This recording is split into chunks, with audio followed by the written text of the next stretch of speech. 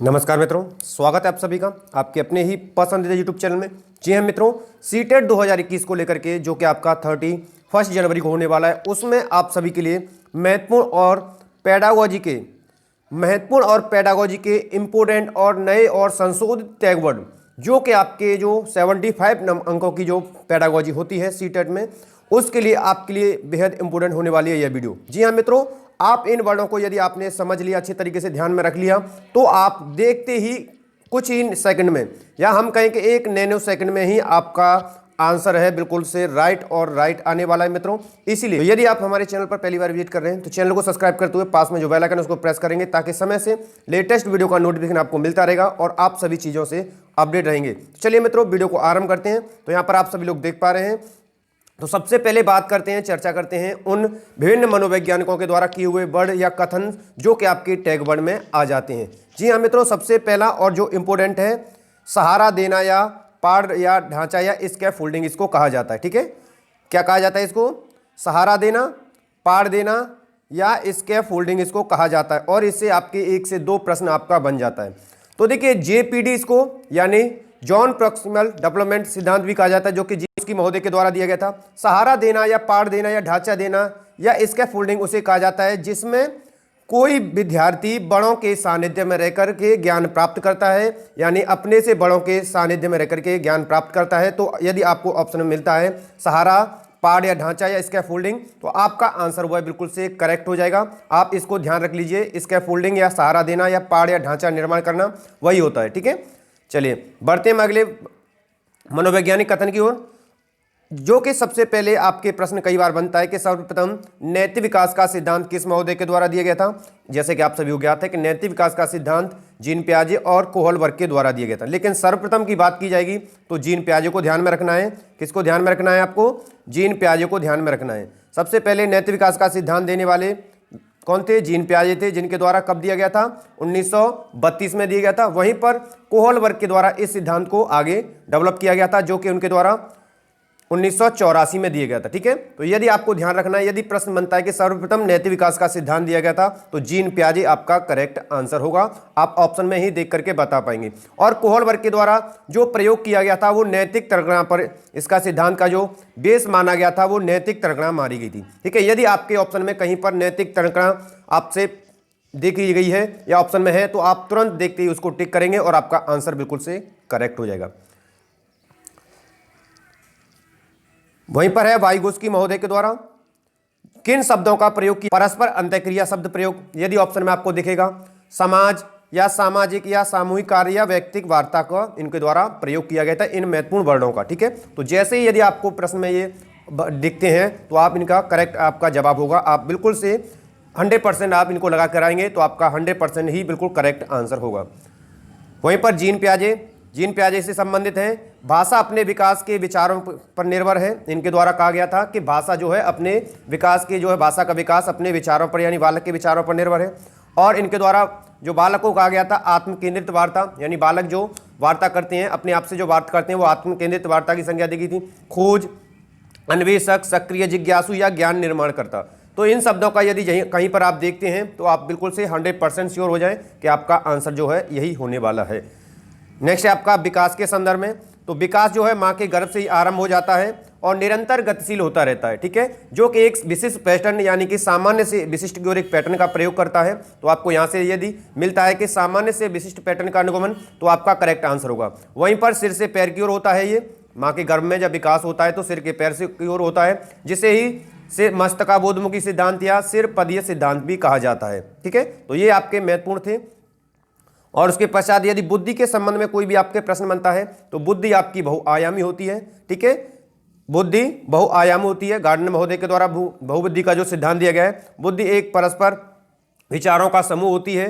तो समुच्चय या समूह आदि के संबंध में यदि आपको देखा जाएगा तो आपका बिल्कुल से करेक्ट हो जाएगा। वहीं पर संवेग एवं संज्ञान के संबंध में परस्पर एक दूसरे से संबंधित होते हैं, एक दूसरे में ही सन्निहित होते हैं। ठीक है, तो यहाँ से आप इस यदि ऑप्शन में देखते हैं किसी ऑप्शन में, तो आप ध्यान रखेंगे कि परस्पर संबंधित और सन्निहित आदि आपको मिल जाएंगे, तो आपका करेक्ट आंसर हो जाएगा। अब बात करते हैं पॉजिटिव के वर्ड और नेगेटिव टैग वर्ड की। सबसे पहले बात करते हैं हम पॉजिटिव टैग वर्ड की। ठीक है, तो टैग वर्ड में वर्तमान जो शिक्षा प्रणाली है वो बाल केंद्रित है, छात्र केंद्रित है, तो ये आपका एक पॉजिटिव वर्ड होगा। यदि किसी ऑप्शन में आपसे पूछा गया है और वहां पर बाल केंद्रित या छात्र केंद्रित शिक्षा प्रणाली की बात की जा रही है तो आपका बिल्कुल से करेक्ट आंसर होगा। वहीं पर नेगेटिव जो टैग वर्ड है, नेगेटिव टैग वर्ड के अंतर्गत आता है कि पुस्तक केंद्रित या शिक्षक केंद्रित, यानी कोई भी विधि या शिक्षण प्रणाली पुस्तक केंद्रित है या शिक्षक केंद्रित है तो ये नेगेटिव टैग वर्ड के अंतर्गत आएगा और आपको इसको इग्नोर कर देना है, यानी इनको नहीं लगाना है, ठीक है।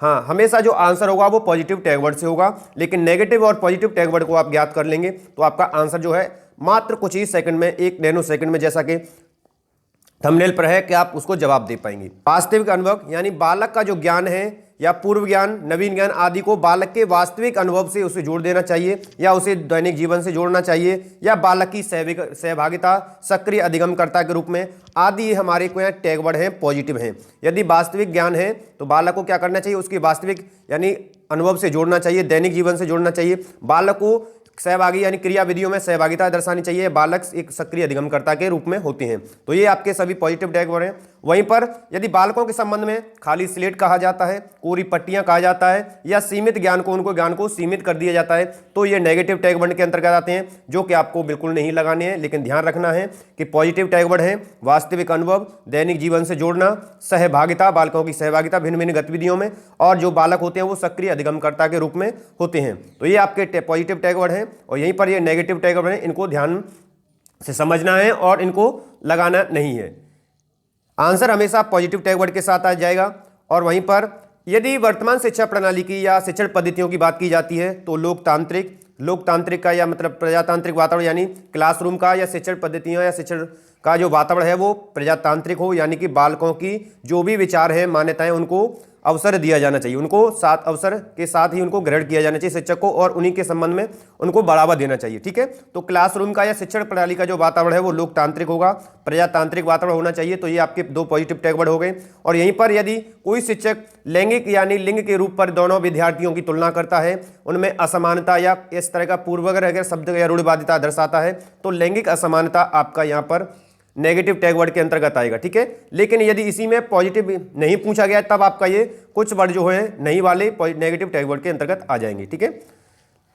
नेक्स्ट है आपका समावेशी शिक्षा। सभी बालकों को एक समान अवसर प्रदान करते हुए समावेशी शिक्षा आपका टैग वर्ड हो गया, पॉजिटिव हो गया। लेकिन वहीं पर यदि बालक निष्क्रिय अधिगमकर्ता के रूप में यदि कहा जाता है किसी ऑप्शन में, तो निष्क्रिय जब भी वर्ड आएगा तो आप समझ जाएंगे ये हमारा जो है नेगेटिव टैग वर्ड के अंतर्गत आता है।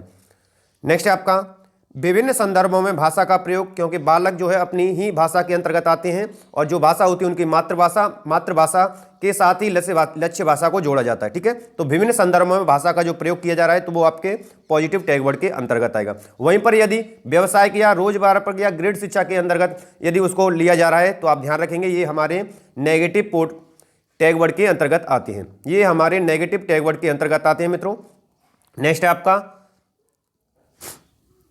विभिन्न गतिविधियां, यानी छात्रों के द्वारा जो भी गतिविधियां की जाती हैं, क्योंकि छात्र करके सीखते हैं और भिन्न भिन्न गतिविधियों के माध्यम से सक्रिय अधिगमकर्ता के रूप में आनंद लेते हुए और जो है सीखते हुए चलते हैं, ठीक है। तो विभिन्न गतिविधियां आपका क्या है, पॉजिटिव टैग वर्ड है। वहीं पर यदि वैज्ञानिक शब्दावली या बालक को रटंत बनाना या इस तरह बनाना तो ये आपका जो है नेगेटिव टैग वर्ड के अंतर्गत आ जाएगा।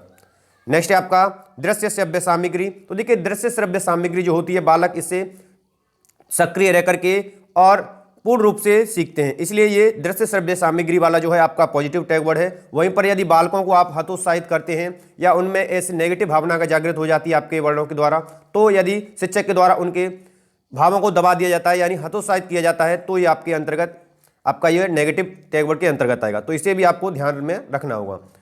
नेक्स्ट है आपका संसाधन। यदि संसाधन शब्द आता है जैसे कि बहुभाषी क्लास है तो शिक्षक को इसके किस रूप में लेना चाहिए, तो शिक्षक को इसके संसाधन के रूप में लेना चाहिए, तो संसाधन आपका टैग वर्ड हो जाएगा पॉजिटिव, ठीक है। वहीं पर सर्वांगीण विकास यानी शिक्षा ऐसी हो जो बालक का सर्वांगीण विकास करे, तो इसी तरह आपका सर्वांगीण विकास भी क्या होगा जाएगा आपका पॉजिटिव टैग वर्ड हो जाएगा। लेकिन वहीं पर जो नेगेटिव टैग वर्ड है यदि ऑप्शन में केवल मिल जाए, किसी ओनली वन, ठीक है, मात्र मिल जाए या सिर्फ या ही, इन पर जब जोर दिया जाएगा तो आप समझ चुके होंगे कि ये हमारे जो है नेगेटिव टैग वर्ड के अंतर्गत आते हैं और ये जो है हमें बिल्कुल नहीं लगाने हैं, ठीक है। हमें पॉजिटिव टैग वर्ड के अंतर्गत आपका आंसर जो है बिल्कुल 100% श्योर होगा। नेक्स्ट है आपका टैग वर्ड करके सीखना, क्योंकि बालक जो है करके अधिक सीखते हैं क्योंकि वहाँ पर क्रियाशील रहते हैं तो करके सीखा हुआ ज्ञान स्थायी अधिक होता है। और बालक स्वयं हस्तपरक अनुभव के द्वारा, यानी स्वयं के द्वारा, अनुभव के द्वारा, अपनी हस्तक्रिया विधि के द्वारा आदि के द्वारा अधिक सीखते हैं। तो करके सीखना देखा जाए या हस्तपरक अनुभव देखा जाए तो आपका पॉजिटिव टैग वर्ड के अंतर्गत आता है। वहीं पर यदि बालकों से शिक्षक यदि कोई गतिविधि को रटाता है या किसी विषय वस्तु को रटाता है तो नेगेटिव के अंतर्गत आ जाएगा। वहीं पर याद कराना, वहीं पर कंठस्थ कराना आदि ये है जो नेगेटिव टैग वर्ड के अंतर्गत आ जाएंगे आपके। नेक्स्ट है आपका सम्मान, यानी बालक की जो भी मान्यताएं होती हैं उसको क्लासरूम में उनकी मान्यताओं का सम्मान दिया जाना चाहिए। बालक से लगाव आना, विद्यार्थी यानी बीच में जो अंतःक्रिया होती है तो इस एक स्नेह बन जाता है। बालक के विचारों को, उनके अवसरों को आदि को प्रोत्साहन दिया जाना चाहिए, अवसर देना, जिज्ञासा, बालक की जो भी जिज्ञासा है उसको जिज्ञासा को डेवलप करना चाहिए आदि।